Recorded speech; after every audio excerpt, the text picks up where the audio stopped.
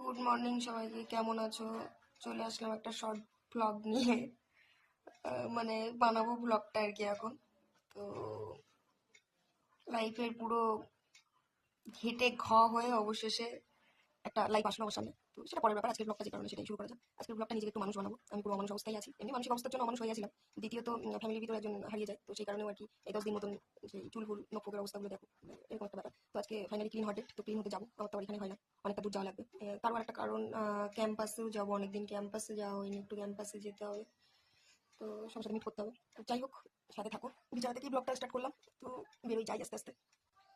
কি অবস্থা দেখেছো, জীবনের লাইফটা একদম ঘেটে মেটে।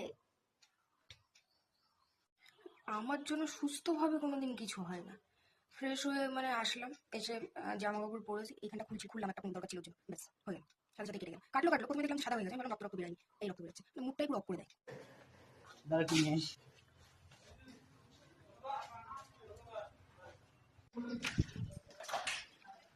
কাজ আছে এখনো, স্টুডেন্ট নেই, কিচ্ছু নেই, খালি ফোনে বসে বসে এখানে গিয়ে যাচ্ছে।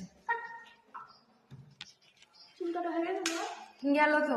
দেখুন এই যে আমাদের ম্যামকে কেমন লাগছে বিয়ের পরের লুকে, আজকে ফার্স্ট দেখা আমার হেভি লাগছে।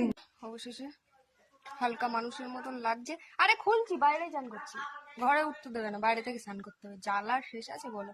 তো যাই হোক, ব্লগটাই তো ফ্রেশ হয়ে নিই, এখানেই সবকিছু চেঞ্জ করে কল থেকে স্নান করতে হবে আজকে।